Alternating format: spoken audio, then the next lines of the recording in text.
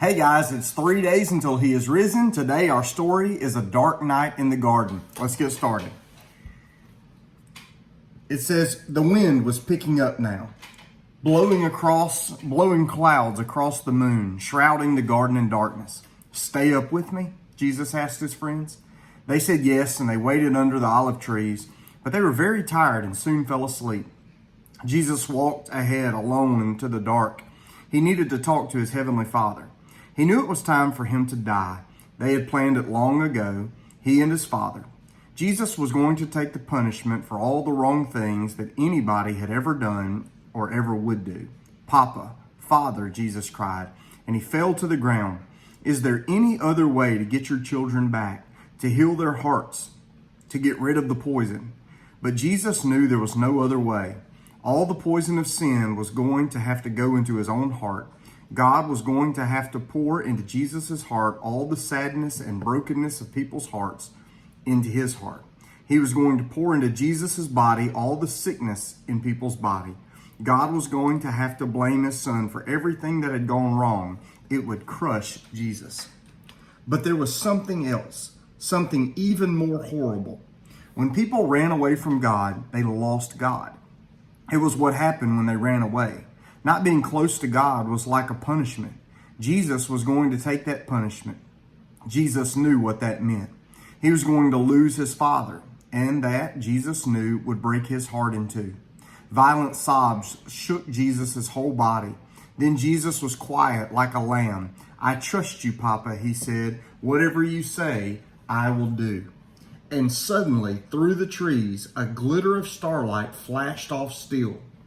Into the quiet garden came whispers, muffled voices, clanking metal, and the sound of boots marching. Jesus stood up. He woke his friends. Now is the time, he said gently. Everything that was written about me, what God has been telling his people all through the long years, it's all coming true. And into the night, with burning torches and lanterns, with swords and clubs and armor, they came, an army of soldiers. Judas led them straight to Jesus so they could arrest him. Jesus was waiting for them. Peter leapt up, took a sword, and tried to defend Jesus. He sliced off a guard's ear. Jesus immediately touched the guard and healed him. Peter, he said, this is not the way. Peter didn't realize that no army, no matter how big, could ever arrest Jesus, not unless Jesus let them. Then Jesus, who had never done anything except love people, was arrested as if he were a criminal. Jesus' friends were afraid, so they ran away and hid in the dark shadows.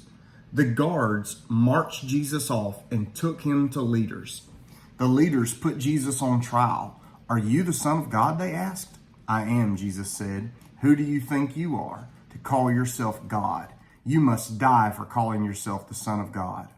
Only the Romans were allowed to kill prisoners, so the leaders made a plan. We'll tell the Romans this man wants to be our king, and then they will crucify him. But it would be all right. It was God's plan. It was for this reason that I was born into the world, Jesus said. So today, our story takes us 3 days before Easter. Our verse today is Abba, Father. All things are possible for you. Remove this cup from me, yet not what I will, but what you will be done. That's our verse today. See you later.